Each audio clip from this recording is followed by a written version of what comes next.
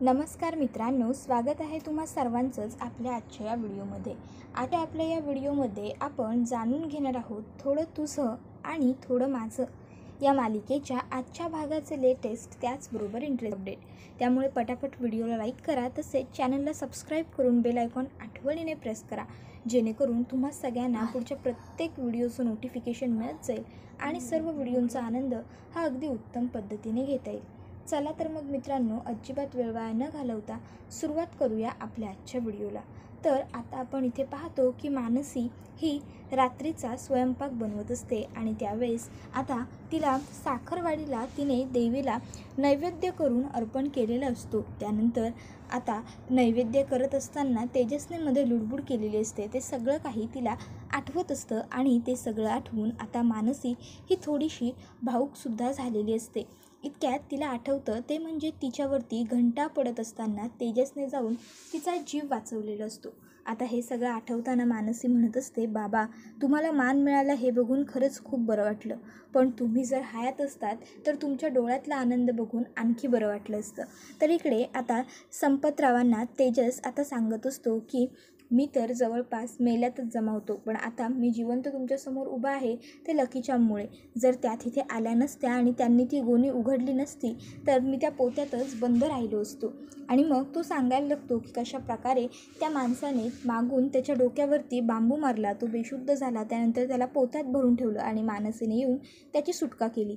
त्याबरोबर आता संपतराव म्हणायला लागतात की माझी मनुताई अशीच आहे, तिने मला दिलेलं जे वचन आहे ते ती पुरेपूर शेवटपर्यंत पूर्ण करणारच। त्याबरोबर लगेचच तेजस म्हणत असतो, पण या सगळ्याचा काय उपयोग, शेवटी आम्ही दोघं एकत्र तर आलो नाहीस ना। त्याबरोबर संपतराव म्हणत असतात, तुम्ही देवीला कवड्यांची माळ अर्पण केली आहे ना, मग आता होईल सगळं व्यवस्थित, काळजी करू नका तुम्ही जावई बापू। त्यावर तेजस आता संपतरावांना म्हणत असतो की काही व्यवस्थित होणार नाही आहे, देवीने सुद्धा मला यासाठीच सोडलं असेल की जेणेकरून मी जी चूक केली आहे, जो गुन्हा केला आहे त्याची शिक्षा मला मिळायला हवी।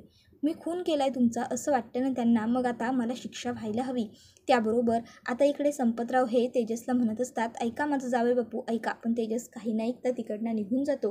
मग काय संपतराव लगेचच म्हणायला लागतात, हे सगळे जावई असंच असतात का, ह्यांना जावई जावई केलं की हे उगाचच काहीतरी भेताडासारखं वागतात। आणि मग आता संपतराव हे लगेचच तेजसच्या मागे जायला लागतात। तर दुसरीकडे आता गायत्रीचा खूप जास्त संताप झालेला असतो आणि ती आता वस्तुकांची तोडफोड करत असते, आदळआपट करत असते, कारण तिला मंदिरात म्हणजे साखरवाडीत घडलेला जो प्रकार असतो तो आठवत असतो। ते म्हणजे तेजसला तिला माळ अर्पण करून द्यायची नसते देवीला, पण तेजसने कवड्यांची माळ देवीला अर्पण तर केलेली असतेच। त्यानंतर त्याने स्वतःच्या हाताने मानसीचा सगळा शृंगारसुद्धा केलेला होता, म्हणजे तिला मंगळसूत्र घालणं, बांगड्या घालणं सगळं काही त्याने केलं होतं। आणि हे सगळं आठवून आता गायत्रीचा चांगलाच संताप होत असतो आणि गायत्री वस्तुकांची तोडफोड करत असते। त्याबरोबर विनोद त्या ठिकाणी येतो आणि आता विनोद हा गायत्रीला म्हणत असतो, शांत शांत शांत व्हा दीदी, अहो किती चिडताय तुम्ही, अहो या सगळ्यातून एक गोष्ट जरी झाली असली की आपण हरलो असलो तरीसुद्धा एक गोष्ट महत्त्वाची आपल्याला कळली, ते म्हणजे त्या तेजसने त्या मानसीचा जीव वाचवला। म्हणजे अहो थोडक्यात काय तर अजूनही त्या दोघांचा एकमेकांवर जीव आहे, अजूनही ते दोघंजणं एकत्र आहेत, तुम्हाला हे का नाही कळत आहे। त्यावर लगेचच गायत्री म्हणते, ए विनोद मी कधीच हरत नाही, मला लोकांचे हरलेले चेहरे पाहायला आवडतात आणि आता बघच मी काय करते ते। आता मात्र मित्रांनो इतक्यात गायत्री समोर ठेवलेले काही कागद असतात ते हातामध्ये घेते। आता ते कागद गायत्रीने उचलल्याबरोबर विनोद विचारायला लागतो, दीदी हे कसले कागद आहेत। त्याबरोबर लगेच गायत्री सांगत असते की हे डिवोर्स पेपर्स आहेत, आता तेजस आणि मानसीला मी वेगळं करणारच, तेजस आणि मानसीचा होणार डिवोर्स। त्याबरोबर लगेचच आता गायत्री ही तिकडनं बाहेर गेलेली असते, तर गायत्रीच्या मागोमाग विनोदसुद्धा लगेचच तिकडनं बाहेर जातो। तर दुसरीकडे आता तेजस हा तिथल्या पोलीस स्टेशनला पोहोचलेला असतो। आता पोलीस स्टेशनला येऊन तो हवालदारांना, नमस्कार साहेब एक तक्रार नोंदवायची होती असं सांगतो। तेजसला बघून लगेचच ते साहेब त्याला ओळखतात, ते म्हणतात, नमस्कार नमस्कार साहेब या ना, तेजस प्रभू ना तुम्ही, खरंच तुम्ही खूप चांगले आहात, तुमच्यामुळे गेल्या वेळेस माझ्या मुलाचं कॉलेजला ॲडमिशन झालं होतं। त्यावर तेजसला आठवायला लागतं की हवालदारांच्या मुलाचं कॉलेजमध्ये ॲडमिशन होत नव्हतं. त्यावेळेस त्याने त्याची ओळख वापरली होती आणि त्यांना नंबर दिला होता कॉलेजच्या प्रिन्सिपलचा आणि सांगितलं होतं की आता तुम्ही या नंबरवर कॉल करा, कॉलेजच्या प्रिन्सिपलचा नंबर आहे, तुमच्या मुलाला ॲडमिशन नक्की मिळेल, कारण मी त्या कॉलेजचा स्टुडंट होतो. तर आता लगेचच इकडे हवालदार म्हणत असतात की साहेब बसा ना आणि सांगा व्यवस्थित तुम्हाला कशा संबंधित तक्रार नोंदवायची आहे ते. त्याबरोबर आता तेजस हा खुर्चीवरती बसून घेतो आणि हवालदार साहेबांना सांगायला लागतो की मला एका खुनाची तक्रार नोंदवायची आहे. आता खुनाची तक्रार नोंदवायची आहे हे जेव्हा तेजस हवालदार साहेबांना सांगतो त्यावेळेस त्यांच्या लक्षात येतं की याचा अर्थ केस ही मोठी आणि कॉम्प्लिकेटेड असणार आहे. मग त्यामुळे लगेचच हवालदार साहेब हे तेजसला म्हणत असतात, तेजस साहेब तुम्ही इथे बसा, मी एक काम करतो, मी आमच्या मोठ्या साहेबांना बोलवून घेऊन येतो, तुम्ही त्यांच्याशी बोला. तेजस लगेचच हो ठीक आहे चालेल असं म्हणतो आणि तिथेच बसून राहतो. तर हवालदार हे तिकडनं उठून त्यांच्या मोठ्या साहेबांना म्हणजेच शैलेश जाधव साहेबांना बोलवायला गेलेले असतात. तर दुसरीकडे संपतराव तेजसला सांगत असतात, जावई बापू काय वेड्यासारखं वागताय तुम्ही, का बरं आगाऊपणा करताय, चला माझ्यासोबत घरी, आपण घरी जाऊया, उगाचच्या उगाच इथे तुम्ही काही बी बोलू नका, विषय वाढवू नका. तर तेजस म्हणत असतो की विषय वाढवायचा नाही, आता विषय संपवायचाच आहे संपतराव, आणि मी कुठेही येणार नाही आहे तुमच्याबरोबर, मी गुन्हा केला आहे ना तर मग शिक्षासुद्धा भोगलीच पाहिजे ना. त्याबरोबर तेजसला आता संपतराव समजावून सांगत असतात की अहो जावे बापू तुम्ही काही चुकीचं केलेलं नाही आहे, उलट तुम्ही येऊन मला व्यवहार शिकवला, मला वाटायचं माझं धोरण होतं कर्ज घेतल्याशिवाय व्यापार करता येत नाही म्हणून, पण तुम्ही येऊन मला समजावून सांगितलं की असं काही नसतं, तुम्ही जे केलं आहे ते चांगलं केलं आहे, तुम्ही का बरं इथे हट्ट करून बसून राहिले. त्याबरोबर आता त्या ठिकाणी इन्स्पेक्टर साहेब आलेले असतात. आता इन्स्पेक्टर साहेब हे आल्याबरोबर तेजस त्यांना नमस्कार करून स्वतःची ओळख सांगतच असतो. इतक्यात ते हवालदार साहेब सांगायला सुरुवात करतात, साहेब हे तेजस प्रभू साहेब आहेत, खरंच खूप चांगले आहेत. आणि मग पुढे तो सांगायला लागतो की माझ्या मुलाचं ॲडमिशन. त्याबरोबर लगेच ते शैलेश साहेब हे हवालदारांना थांबा असं म्हणतात आणि तेजसला या बसून घ्या आणि काय घडलं होतं ते मला व्यवस्थित सांगा, कसली तक्रार नोंदवायची आहे असं म्हणतात. त्यावर तेजस हा सांगायला लागतो की पाडगावचे संपतराव सणस यांचा खून केला आहे, त्याबरोबर आता यांच्या खुनाची तक्रार नोंदवायला मी इथे आलो आहे असं सांगितल्याबरोबर लगेचच आता ते विचारायला लागतात की बरं मला सांगा तुम्हाला कोणावरती संशय आहे का, कोणाचा या सगळ्यात हात आहे असं वाटतंय का. त्याबरोबर तेजस म्हणत असतो संशय नाही, मला पूर्ण खात्री आहे, मला माहीत आहे गुन्हेगार कोण आहे. त्याबरोबर इन्स्पेक्टर साहेब म्हणतात कोण आहे सांगा पटकन. त्यावर तेजस म्हणतो मी स्वतः केला आहे संपतरावांचा खून. आता तेजसने असं म्हटल्याबरोबर इन्स्पेक्टरनासुद्धा खूप मोठा धक्का बसतो, तर हवालदारालासुद्धा. ते हवालदार साहेब म्हणायला लागतात, अहो तेजस साहेब काय बोलताय तुम्ही, अहो विचार करून पूर्ण शुद्धीत सांगताय का, नका असं काहीतरी उगाच बोलू, तुम्ही वेड्यासारखं नका बोलू, अहो हे खूप चांगले आहेत साहेब, ऐकून घ्या माझं. त्याबरोबर इन्स्पेक्टर साहेब पुन्हा एकदा हवालदाराला तुम्ही जरा थांबा असं म्हणतात. त्यानंतर ते तेजसला विचारायला लागतात की मला सांगा तेजसराव तुम्ही नक्की कसं मारलं संपतरावांना, म्हणजे त्यांचा गळा आवळलात, त्यांना विषबाधा केलीत की तुम्ही त्यांच्या पोटात सुरा वगैरे घुपसला. त्यावर तेजस सांगत असतो की नाही मी असं काहीही केलेलं नाही आहे, मी खोटे दागिने आणले. त्याबरोबर लगेच आता इन्स्पेक्टर विचारतात काय म्हणजे तुम्ही याचा अर्थ दागिन्याने गळा आवळला का त्यांचा. त्यावर तेजस सांगत असतो की नाही दागिन्याने गळा नाही आवळला मी त्यांचा, त्यांची मुलगी म्हणजेच माझी बायको मानसी सणस हिच्या लग्नामध्ये मी खोटे दागिने आणले होते आणि त्यामुळे त्याचा धक्का त्यांना बसला आणि त्यांचा जीव गेला. त्याबरोबर लगेचच आता इकडे हवालदार म्हणायला लागतात की अहो मग त्यांना धक्का लागला म्हणून त्यांचा जीव गेला, यामध्ये तुमची काहीच चूक नाही आहे. अहो तेजस साहेब तुम्ही तर त्यांचा जीव नाही घेतलेला, मग उगाचच्या उगाच तुम्ही इथे कशाला आलाय, नका थांबू इथे, प्लीज जा इकडनं तुम्ही, असंच आता हवालदार हा सांगत असतो. तेजस म्हणत असतो नाही माझी चूक आहे, तुम्ही मला अटक करा, माझ्यावरती कारवाई करा, जास्तीत जास्त कलम बसवा, मला जास्तीत जास्त शिक्षा होईल याची तुम्ही काळजी घ्या, मी गुन्हा केला आहे आणि मला त्याचं प्रायश्चित्तसुद्धा करायचं आहे, हवं तर तुम्ही संपतरावांना विचारा ना, ते आहेत इथे माझ्याबरोबर, संपतराव सांगा सगळं यांना खरं. त्याबरोबर आता संपतराव म्हणत असतात जावई बापू कशाला उगाच तुम्ही विषय वाढवताय, चला माझ्याबरोबर, नका थांबू इथे, घरी जाऊया आपण. आणि मग आता संपतराव तेजसला असं म्हणल्याबरोबर तेजस म्हणत असतो की नाही आज मी कुठेही येणार नाही आहे, आज जे काही होईल ते होऊन जाऊ दे, आज विषय वाढणार नाही तर विषय कायमचा संपणार आहे, होऊ दे मला जी काही शिक्षा व्हायची आहे ती. साहेब तुम्ही माझ्यावर कारवाई करायला सुरुवात करा, मी संपतरावांचा खून केला आहे हे अंतिम सत्य आहे. आता असं तेजसने सांगितल्याबरोबर आता हवालदार हा इन्स्पेक्टरकडे बघायला लागतो, इन्स्पेक्टर हवालदारकडे. इन्स्पेक्टर साहेब हे हवालदार साहेबांच्या कानात बोलत असतात, तुम्हाला काय वाटतं? मला तर वाटतं हा माणूस जरासा वेडा आहे.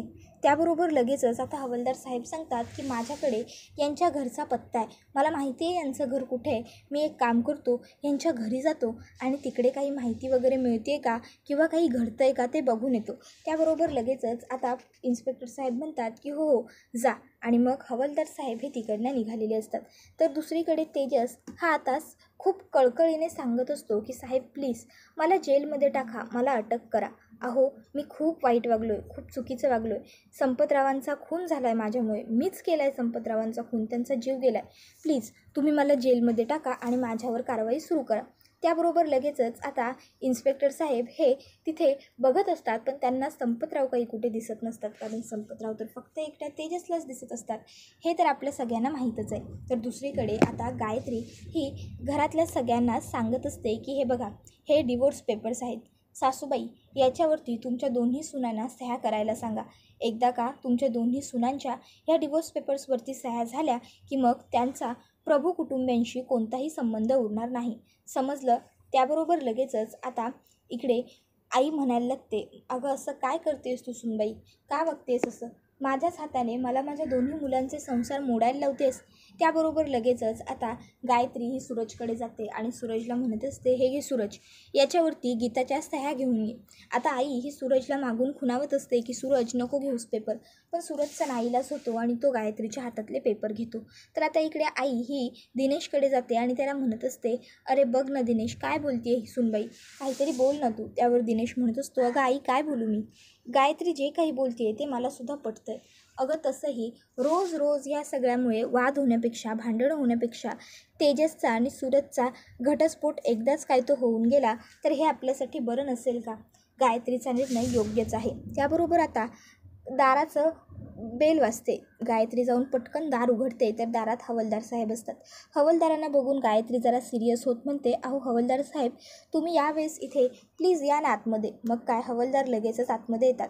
तर गायत्री ही त्यांना विचारत असते, साहेब यावेळेस आमच्या घरी काय काम काढलं? त्याबरोबर आता लगेचच इकडे हवालदार सांगायला लागतात की तेजस प्रभू आमच्या पोलीस चौकीत आहेत.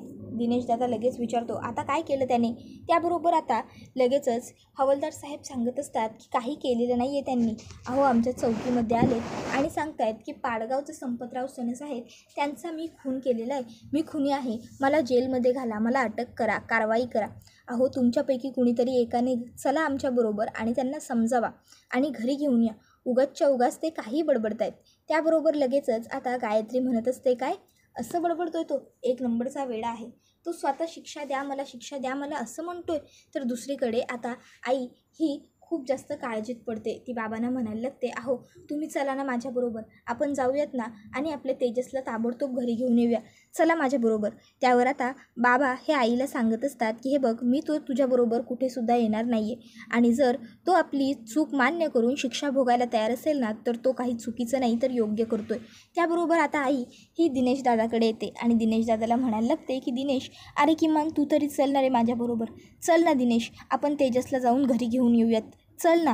त्याबरोबर दिनेश हा गायत्रीकडे बघतो तर गायत्री ही दिनेशला नजरेनेच खुणावते की कुठेही जाण्याची काही गरज नाही आहे. आता बायकोने डोळे मोठे केल्यावर दिनेशसुद्धा तिकडनं आपल्या खोलीमध्ये निघून जातो. आता लगेचच आई ही सूरज दादाकडे खूप आशेने बघत म्हणते, सूरज अरे तू तरी चल ना माझ्याबरोबर, चल ना आपल्या तेजसला सोडवायला. त्याबरोबर आता गायत्री सूरज दादाला म्हणते, काय जायचं आहे सोडवायला? त्याबरोबर मात्र आता बिचाऱ्या सूरज दादाचा सुद्धा नाईलाज होतो आणि तो सुद्धा आता तिकडनं निघून जातो. त्याबरोबर आता आई इकडे म्हणते की त्याबरोबर लगेच आईच्या आधी गायत्री म्हणायला लागते की त्याला शिक्षा हवी आहे ना, मग द्या तुम्ही शिक्षा साहेब, तो स्वतःहून आला आहे ना तुमच्याकडे. आणि मग आता लगेचच हवालदार साहेब हे काही न बोलता तिकडनं जात असतात.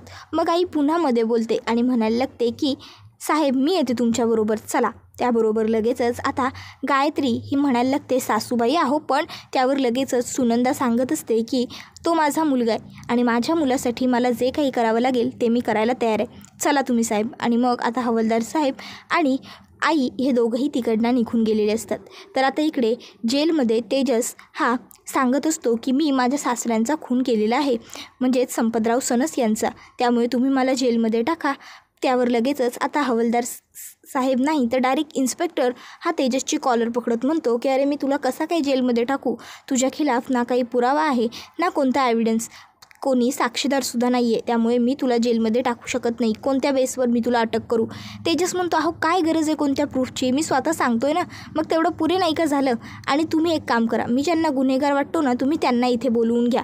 त्यावर लगेचच संपतरावांचा खून करण्याच्या बाबतीत तू कोणाला गुन्हेगार वाटतोस असं आता इन्स्पेक्टर साहेब तेजसला विचारतात. त्यावर तेजस सांगतो लकी चार्म. त्यावर लगेचच आता इन्स्पेक्टर साहेब विचारतात कोण. त्यावर लगेच तेजस सांगतो अहो मानसी सनस माझी बायको. त्यावर लगेच इन्स्पेक्टर साहेब म्हणतात अरे वेडा आहेस का काय रे तू, आता म्हणतो लकी चार्म तुझी बायको, आता म्हणतो मानसी तुझी बायको, नक्की तुझी बायको आहे कोण. त्यावर लगेचच तेजस सांगायला लागतो अहो नाही म्हणजे लकी चार्म त्यांचं खरं नाव मानसी आहे, मी त्यांना प्रेमाने लकी चार्म असं म्हणतो. त्याबरोबर म्हणतो तुम्ही हवं तर त्यांना विचारा. त्यावर लगेचच आता इन्स्पेक्टर साहेब म्हणतात ठीक आहे कर तुझ्या बायकोला फोन. त्यावर तेजस सांगतो की त्या माझा फोन उचलणार नाहीत. त्यावर इन्स्पेक्टर साहेब स्वतःचा फोन देतात आणि म्हणतात की हे घे याच्यावरून कर तुझ्या बायकोला फोन. मग काय तेजस मानसीचा नंबर डायल करतो आणि इन्स्पेक्टर साहेबांना सांगतो की हे घ्या बोला तुम्ही त्यांच्याशी आणि सांगा त्यांना की तुम्ही मला जेलमध्ये टाकले, आणि स्वतः सेलमध्ये जातो. त्याबरोबर इन्स्पेक्टर साहेब हे तेजसला म्हणत असतात की आहे बाहेर ये तू, असाच कसा जेलमध्ये जातो आहेस. त्याबरोबर तेजस म्हणत असतो अहो साहेब अटक केल्यानंतर तुम्ही मला इथेच घालवणार आहात ना, मग मी आधीच येऊन इथे बसलो असं समजा, जा बोला तुम्ही माझ्या बायकोबरोबर, काही झालं तरी मी बाहेर येणार नाही. आता हवालदारसुद्धा तिकडे येतो आणि हे साहेब सांगतायत ना मग बाहेर ये असं म्हणायला लागतो. तेजस म्हणतो की नाही मी बाहेर येणार नाही म्हणजे नाही येणार मी बाहेर. त्यावर इन्स्पेक्टर साहेब म्हणायला लागतात कशी राहते याची बायको याच्याबरोबर काय माहीत. त्याबरोबर तेजस म्हणत असतो बायको राहत नाही हाच तर प्रॉब्लेम आहे माझा. त्यानंतर आता लगेचच तेजस म्हणायला लागतो की साहेब तुम्ही काहीही करा मी इकडनं बाहेर येणार नाही म्हणजे नाहीच येणार, मी नाही ऐकणार तुमचं.